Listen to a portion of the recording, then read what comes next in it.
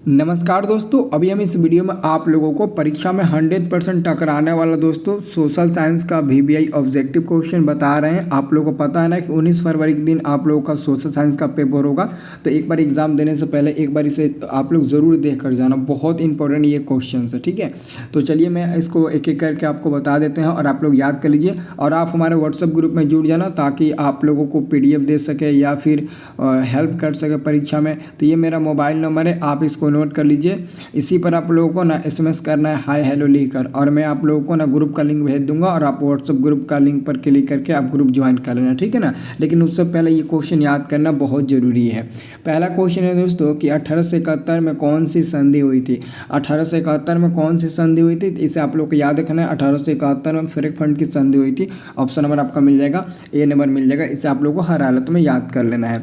अब दोस्तों आपका अगला क्वेश्चन देख लीजिए। अगला क्वेश्चन है कि 1830 क्रांति के बाद फ्रांस में किस प्रकार का शासन स्थापित हुआ। तो आंसर आपको मिल जाएगा संवैधानिक राजतंत्र, यानी कि आंसर आपका मिल जाएगा दूसरा का ऑप्शन नंबर B मिल जाएगा, दूसरा का ऑप्शन नंबर B मिल जाएगा। इसे आप लोग याद रखना। अगला दोस्तों आपका क्वेश्चन है तीसरा कि जर्मनी के एकीकरण के लिए कौन उत्तरदायी था। जर्मनी के एकीकरण के लिए कौन उत्तरदायी था, तो याद रखना बिस्मार्क। बिस्मार्क जर्मनी के एकीकरण के लिए उत्तरदायी था। तीसरा का आंसर आपका मिल जाएगा दोस्तों B नंबर, इसे आप लोग याद रखना। अगला दोस्तों आपका क्वेश्चन है चौथा नंबर कि फ्रेंकफर्ट की संधि किस वर्ष हुई थी। दोस्तों फ्रेंकफर्ट की संधि 1871 ईस्वी में हुई थी, ये आप लोग को याद रखना है। 1871 ईस्वी में फ्रेंकफर्ट की संधि हुई थी। अगला दोस्तों क्वेश्चन देखिए, अगला आपका क्वेश्चन है 5 नंबर क्वेश्चन है इटली के एकीकरण में निम्न में किसका संबंध नहीं है। इटली के एकीकरण में देखिए काउंट काबूर का संबंध था, गैरिबाल्डी का, बिस्मार्क का, लेकिन दोस्तों मेजिनी का संबंध नहीं था। इटली के एकीकरण में नहीं, बिस्मार्क का संबंध नहीं था ना। इटली के एकीकरण में बिस्मार्क का संबंध नहीं था ना। बाकी गैरिबाल्डी, मेजिनी और काउंट काबूर सबका संबंध था, लेकिन बिस्मार्क का नहीं था। तो इसे आप लोगों को याद रखना है। अब दोस्तों अगला क्वेश्चन हमारा आता है। अगला क्वेश्चन है कि इटली और जर्मनी के एकीकरण के विरोध निम्न में कौन था। ऑस्ट्रिया था ना, ऑस्ट्रिया। ऑप्शन नंबर आपका मिल जाएगा दोस्तों, यहाँ पर 6 का आपका C नंबर मिल जाएगा। इसे आप लोगों को याद रखना है। अगला क्वेश्चन हमारा है जर्मनी के एकीकरण का मुख्य वास्तुकार कौन था। मुख्य वास्तुकार कौन था, तो बिस्मार्क था। कौन था दोस्तों, बिस्मार्क था ना। तो इसका आंसर याद करना बिस्मार्क। ऑप्शन नंबर आपका D नंबर मिल जाएगा 7 का। अगला क्वेश्चन आपका है 8 नंबर क्वेश्चन है कि फ्रेंकफर्ट की संधि पर हस्ताक्षर कब हुई थी। तो वही क्वेश्चन है जो फ्रेंकफर्ट की संधि कब हुई थी, 1871 ही बताना। उसी क्वेश्चन को कई तरीके से पूछा जाता है। बस फ्रेंकफर्ट की संधि का नाम आ गया ना, तो आप लोग टिक लगा देना बस, और कुछ मत करना, ठीक है। अब दोस्तों अगला क्वेश्चन आपका है काउंट काबूर को विक्टर एमेनुअल ने किस पद पर नियुक्त किया था। तो प्रधानमंत्री की सीट पर नियुक्त किया था। इसे आप लोग को याद रखना है। C नंबर हमारा आंसर मिल जाएगा। अगला दोस्तों क्वेश्चन है कि रक्त एवं लौह नीति का उल्लंघन किसने किया था। रक्त एवं लौह नीति का उल्लंघन किसने किया था, बिस्मार्क ने किया था। ये क्वेश्चन बहुत ज़्यादा बार पूछा गया, बहुत ज़्यादा बार, इसे याद रखना। अगला दोस्तों आपका क्वेश्चन है यूरोप का मरीज किसे कहा जाता है। यूरोप का मरीज किसे कहा जाता है, तो इसे आप लोग को याद रखना। तुर्की को यूरोप का मरीज कहा जाता है। यूरोप का मरीज किसे कहा जाता है, तुर्की को कहा जाता है। इसे आप लोग को याद रखना है। ऑप्शन नंबर A नंबर मिल जाएगा। अब दोस्तों अगला क्वेश्चन है यंग यूरोप का संस्थापक कौन थे। यंग यूरोप का संस्थापक कौन थे दोस्तों, मेजनी थे। यंग यूरोप के संस्थापक कौन थे दोस्तों, मेजनी। इसे आप लोग को याद रखना है। अब दोस्तों अगला क्वेश्चन हमारा आता है टिप्पू सुल्तान शासक थे। टिप्पू सुल्तान दोस्तों मैसूर के शासक थे, मैसूर के शासक हो जाएंगे। दोस्तों अगर आप लोगों ने अभी तक वीडियो को लाइक नहीं किया, एक लाइक ज़रूर कर दीजिए। अलग ही हाथ चैनल को सब्सक्राइब भी कर लीजिए ताकि आप लोगों को ना इसके आगे का वीडियो मिल सके और आपको बहुत सारा वीडियो मिलेगा ताकि आप एग्ज़ाम अच्छे से निकाल पाए। सब VVI ऑब्जेक्टिव क्वेश्चन आपको बताऊँगा। अगला क्वेश्चन है किस युद्ध के बाद जर्मनी के एकीकरण पूरा हुआ था। तो सेडान के युद्ध के बाद ना जर्मनी के एकीकरण पूरा हो गया था। इसे आप लोगों को याद रखना है। अगला दोस्तों हमारा क्वेश्चन है कि गैरिबाल्डी पेशेस क्या था। गैरिबाल्डी पेशेस से था। आपका 15 का आंसर मिल जाएगा D नंबर। अगला क्वेश्चन है जर्मन राइन राज्य का निर्माण किसने किया था। तो नेपोलियन बोनापार्ट ने किया था। नेपोलियन बोनापार्ट ने किया था। ये भी क्वेश्चन कई बार पूछा गया दोस्तों।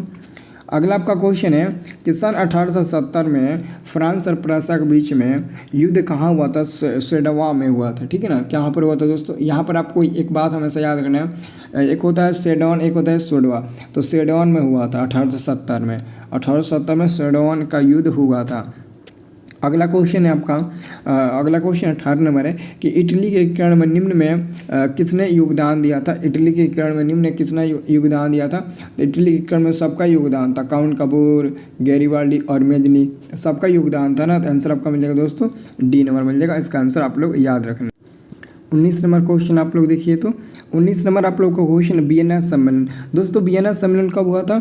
वियना सम्मेलन 1815 ईस्वी में हुआ था ना, 1815 ईस्वी में। ऑप्शन नंबर आपका ए नंबर मिल जाएगा। अगला क्वेश्चन देख लिए, जालवेरिन एक संस्था थी। दोस्तों जालवेरिन एक संस्था व्यापारियों की थी ना, व्यापारियों की। आंसर आपका मिल जाएगा 20 का ऑप्शन नंबर बी मिल जाएगा। अगला क्वेश्चन जेनेवा समझौता। दोस्तों जेनेवा समझौता 1954 ईस्वी में हुआ था। और हनोई समझौता एक होता है दोस्तों, हनोई समझौता। तो हनोई समझौता मार्च 1946 में हुआ था। जेनेवा समझौता 1954 ईस्वी में हुआ था। अगला क्वेश्चन दोस्तों युद्ध और शांति, जिसको हम लोग वार एंड पीस भी बोलते हैं, किसने लिखी। टॉलस्टॉय ने लिखा था, टॉलस्टॉय ने। आंसर याद रखना, वार एंड पीस के रचनाकार कौन, टॉलस्टॉय जी हो जाएंगे। अगला क्वेश्चन है कार्ल मार्क्स की पुस्तक का क्या नाम है। दोस्तों कार्ल मार्क्स के जो पुस्तक था ना, उस पुस्तक का क्या नाम है दोस्तों। तो दास कैपिटल, दास कैपिटल नाम था ना, दास कैपिटल। आंसर मिल जाएगा। अब आप लोग बी और सी पर टिक लगाएंगे तो गलती हो जाएगा, क्योंकि दोस्तों कम्युनिस्ट मैन्युफैक्चर के ना लेखक ये भी है और एंजल्स भी है ना, एंजल्स भी है, इसलिए दोनों का नाम आ जाता है ना, इसलिए हम नहीं टिक लगाते हैं इस पर।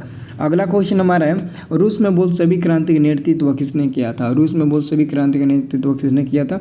लेनिन ने किया था। और पता ना लेनिन की मृत्यु 1924 ईस्वी में हुई थी, ये भी आप लोग को याद रखना है। अगला दोस्तों क्वेश्चन है समाजवादियों की बाइबिल किसे कहा जाता है। दास कैपिटल को समाजवादियों की बाइबिल कहा जाता है। आपका 25 का आंसर मिल जाएगा बी नंबर। और 26 नंबर क्वेश्चन है समाजवादी शासन का पहला प्रयोग कहाँ हुआ था। रूस में हुआ था। समाजवादी शासन का पहला प्रयोग रूस देश में हुआ था, इसे याद रखना। अगला क्वेश्चन कार्ल मार्क्स का जन्म हुआ था। कार्ल मार्क्स का जन्म जर्मनी में 5 मई 1818 ईस्वी में एक यहूदी परिवार में हुआ था, याद रखना। अगला आपका क्वेश्चन है बोल्शेविक क्रांति कब हुई। बोल्शेविक क्रांति कब हुई थी दोस्तों। बोल्शेविक क्रांति कब हुई थी। नवंबर 1917 ईस्वी में बोल्शेविक क्रांति हुई थी। सी नंबर 28 का मिल जाएगा, इसे आप लोग याद रखना। अब दोस्तों अगला क्वेश्चन है दास कैपिटल का प्रकाशन किस वर्ष हुआ था। 1867 में दास कैपिटल का प्रकाशन हुआ था। कब हुआ था। 1867 में दास कैपिटल का प्रकाशन हुआ था, इसे आप लोगों को याद रखना है, ठीक है ना। अब दोस्तों अगला क्वेश्चन देखते हैं। अगला क्वेश्चन है वार एंड पीस, देख लीजिए उसी को हिंदी में बनाया है ना। वार एंड पीस किसकी रचना है। तो टॉलस्टॉय जी की है। यही क्वेश्चन कई बार पूछा जाता है। अगला क्वेश्चन आपका है कि मार्क्स ने 1867 में किस पुस्तक की रचना की जिसे समाजवादियों की बाइबिल कहा जाता है। तो दास कैपिटल को है ना, दास कैपिटल को। देखिए उसी क्वेश्चन को कितना बड़ा करके पूछा गया है। अगला क्वेश्चन आपका है कि ब्रेट-लियोज की संधि किन देशों के बीच हुई थी। तो हुई थी दोस्तों ये रूस और जर्मनी के बीच में ना हुई थी। आंसर आपका मिल जाएगा डी नंबर, रूस और जर्मनी के बीच में हुई थी, इसे आप लोग को याद रखना है। रूस और जर्मनी के बीच में हुई थी। अगला आपका क्वेश्चन है, अगला क्वेश्चन है कि निम्नलिखित में से किसे समाजवाद के संस्थापक के रूप में जाना जाता है। किसे समाजवाद के संस्थापक के रूप में जाना जाता है। तो वह दोस्तों कार्ल मार्क्स। कौन है दोस्तों, कार्ल मार्क्स। आंसर हो जाएगा डी नंबर। अगला क्वेश्चन है दोस्तों कि समाजवाद घोषणा पत्र के लेखक कौन है। तो कार्ल मार्क्स और एंजल्स दोनों लोग हो जाएंगे। आंसर आपका मिल जाएगा डी नंबर। अगला क्वेश्चन है रूस में कृषक दास प्रथा का अंत कब हुआ था। 1861 ईस्वी में हुआ था ना। 61 में हुआ था या फिर 62 में हुआ था। हाँ 61 में ही हुआ था, इसे याद रखना।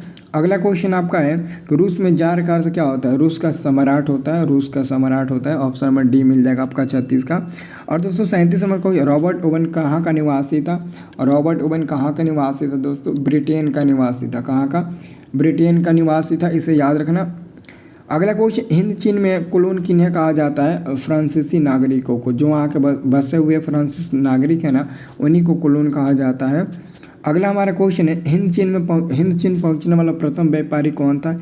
ये क्वेश्चन तो रिकॉर्ड पूरा है, देख लीजिए कई बार पूछा गया, ठीक है। इसका आंसर मिल जाएगा आपका पुर्तगाली। ऑप्शन नंबर आपका सी नंबर हो जाएगा। अगला क्वेश्चन है अंकोर वाट का मंदिर कहाँ स्थित है। अंकोर वाट का मंदिर दोस्तों कंबोडिया में स्थित है, इसका आंसर हो जाएगा 40 का सी नंबर। और अगला क्वेश्चन अंकोर वाट के मंदिर का निर्माण किस शासक के द्वारा कराया गया था। तो सूर्यवर्मन द्वितीय के द्वारा कराया गया था। 41 का आंसर मिल जाएगा आपका, ऑप्शन नंबर ए मिल जाएगा, इसे याद रखना। अब दोस्तों मैं बात करता हूँ अगला क्वेश्चन। ये क्वेश्चन है मार्च 1946 में फ्रांस एवं वियतनाम के बीच होने वाला समझौता को किस नाम से जाना जाता है?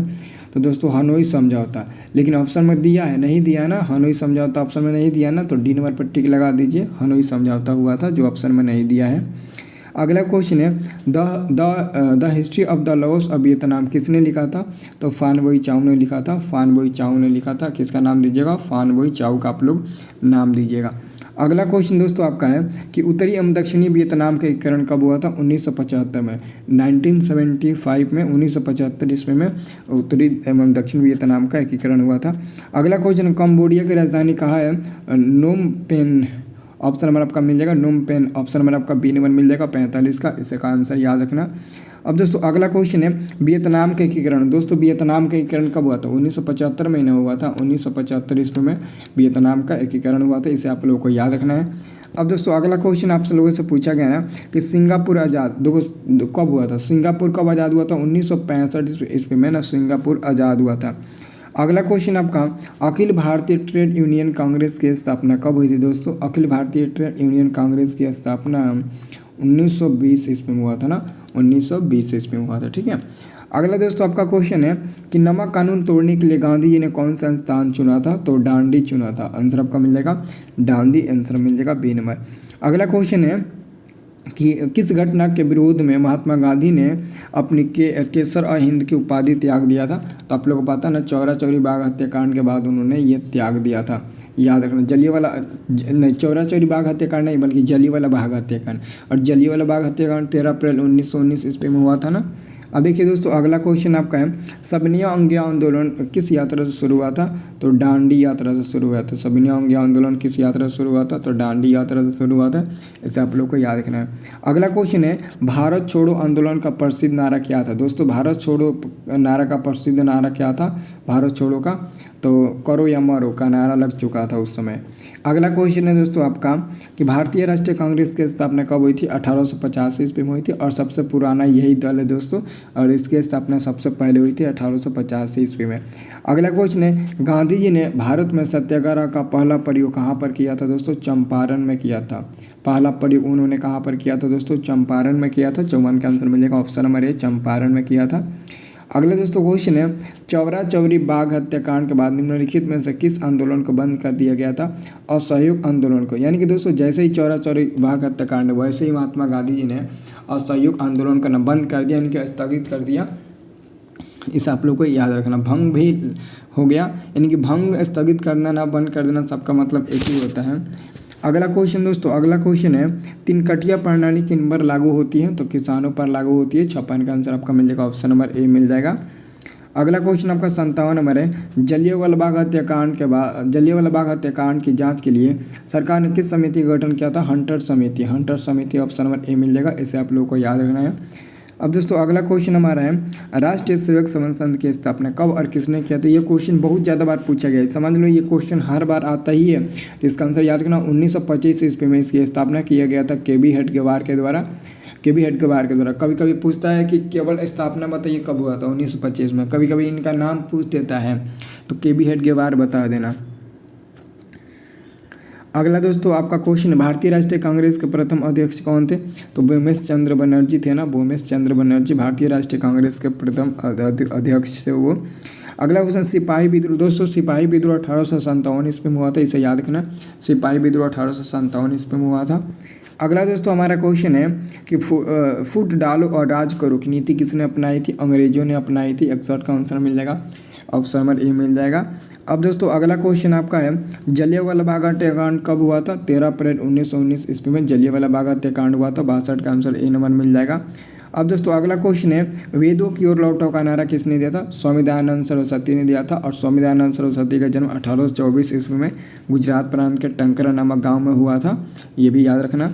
अब देखिए अगला क्वेश्चन आपका है ब्रह्म समाज की स्थापना किया था।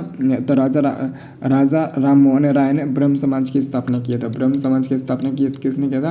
राजा राम मोहन राय ने किया था। इसे आप लोगों को याद रखना है। अगला दोस्तों आपका क्वेश्चन है कि गांधी जी ने साबरमती आश्रम की स्थापना किस वर्ष किया था? 1915 में किया था। 1915 में किया था। इसे आप लोगों को याद रखना है। अगला दोस्तों आपका क्वेश्चन है, अगला क्वेश्चन आपका असहयोग आंदोलन का प्रस्ताव कांग्रेस के किस अधिवेशन में पारित हुआ? 19 सितंबर 1920 कलकत्ता, सितंबर 1920 कलकत्ता। आंसर आपका मिलेगा ऑप्शन नंबर ए मिलेगा, इसे याद रखना। अब दोस्तों अगला क्वेश्चन है, पूर्ण स्वराज की मांग का प्रस्ताव कांग्रेस के किस अधिवेशन में पारित हुआ? 1929 ईस्वी लाहौर, 1929 ईस्वी लाहौर, यानी कि आंसर आपका मिलेगा 67 का ए नंबर। अब दोस्तों 59 नंबर क्वेश्चन है आपका, 59 नंबर, वल्लभ भाई पटेल को सरदार की उपाधि किस किसान आंदोलन द्वारा दी गई थी? तो बारदोली हो जाएगा जी, बारदोली हो जाएगा। वल्लभ भाई पटेल को सरदार की उपाधि किस किसान आंदोलन द्वारा दी गई थी? बारदोली। अगला क्वेश्चन आपका है, किस वर्ष साइमन कमीशन भारत आया था? 1927 होगा या फिर 28 होगा जी? साइमन कमीशन 1928 ईस्वी में भारत आया था, इसे याद रखना। अब दोस्तों अगला क्वेश्चन देखिए, अखिल भारतीय किसान सभा का गठन कब हुआ था? 1936 ईस्वी में हुआ था। कब हुआ था? 1936 ईस्वी में हुआ था, इसे आप लोगों को याद रखना है। अब देखो अगला क्वेश्चन आपका है कि हिंद स्वराज पुस्तक के लेखक कौन है? महात्मा गांधी जी हो जाएंगे, महात्मा गांधी जी हो जाएंगे। ऑप्शन नंबर आपका ए नंबर मिल जाएगा। अगला क्वेश्चन, रंपा विद्रोह कब हुआ था? दोस्तों रंपा विद्रोह 1916 ईस्वी में हुआ था। लखनऊ समझौता भी 1916 ईस्वी में हुआ था और रंपा विद्रोह भी 1916 ईस्वी में ही हुआ था। अब दोस्तों अगला क्वेश्चन है, दिसंबर 1929 में किस नदी के तट पर नेहरू जी ने तिरंगा फहराया था? तो रावी आंसर याद रखना, ऑप्शन नंबर आपका सी नंबर मिल जाएगा। अगला क्वेश्चन है, क्रांतिकारी नेता सूर्य सेन का उपनाम क्या था? दोस्तों मास्टर दा नाम था। 74 का आंसर क्या मिल जाएगा? आपका बी नंबर मिल जाएगा। अगला क्वेश्चन है दोस्तों, अगला क्वेश्चन है, किस कानून के विरोध में जलियांवाला बाग हत्याकांड सभा का आयोजन हुआ था? तो रॉलेट एक्ट दोस्तों, रॉलेट एक्ट के विरोध में, आंसर याद रखना। अगला दोस्तों आपका क्वेश्चन है, अगला क्वेश्चन है, किनके अनुरोध पर महात्मा गांधी जी चंपारण आए थे? प्रयागलाल शुक्ला, नहीं राजकुमार शुक्ल के अनुरोध पर उन्होंने चंपारण आए थे, याद रखना, ये बहुत इंपॉर्टेंट क्वेश्चन है। अगला दोस्तों क्वेश्चन आपका है, भारत आने वाला प्रथम व्यापारी कौन थे? भारत आने वाले प्रथम व्यापारी इसमें सब पुर्तगाली होंगे ना, पुर्तगाली, ठीक है ना, याद रखना दोस्तों। अब देखिए अगला क्वेश्चन है, भारतीय कम्युनिस्ट पार्टी की स्थापना कब हुई थी? भारतीय कम्युनिस्ट पार्टी की स्थापना 1925 ईस्वी में हुआ था, 1925 ईस्वी में, इसे आप लोगों को याद रखना है। अब दोस्तों अगला क्वेश्चन आपका है, सबनिया अंगीय आंदोलन के समय भारत के व्यवसाय कौन थे? तो लॉर्ड इरविन हो जाएंगे। ऑप्शन नंबर आपका ए नंबर मिल जाएगा 79 का। अब दोस्तों 80 नंबर आपका क्वेश्चन है, चौरा चौरी कांड कब हुआ था? दोस्तों चौरा चौरी कांड 1922 ईस्वी में हुआ था। कब हुआ था? 1922 ईस्वी में हुआ था, इसे याद रखना। अब दोस्तों अगला हमारा क्वेश्चन है कि किन्हें सीमांत गांधी के नाम से जाना जाता है? तो खान अब्दुल गफ्फार खान को सीमांत गांधी के नाम से जाना जाता है। 81 का आंसर मिल जाएगा बी नंबर। और 82 नंबर क्वेश्चन है, मोपला विद्रोह कब हुआ था? दोस्तों मोपला विद्रोह कहाँ हुआ था? कहाँ नहीं, कब नहीं बल्कि कहाँ हुआ था? तो केरल राज्य में, केरला में हुआ था मोपला विद्रोह, इसे आप लोग को याद रखना है, केरला में हुआ था, ठीक है ना। अब दोस्तों अगला क्वेश्चन है आपका, अगला क्वेश्चन है, भारत में पहली सूती मिल स्थापित कहाँ की गई थी? तो मुंबई में किया गया था, इसका आंसर याद रखना, मुंबई में बी नंबर मिल जाएगा। अब दोस्तों पूरा आपका इतिहास मैंने खत्म कर दिया, अब आप लोगों का टेंशन खत्म हो गया। पूरा VBI मैंने आपको बता दिया, इसका PDF आंसर सहित आपको व्हाट्सएप ग्रुप में हम डाल देते हैं, आप वहाँ से ले लेना, ठीक है ना। लेकिन पहले वीडियो को लाइक ज़रूर करके जाना, ठीक है।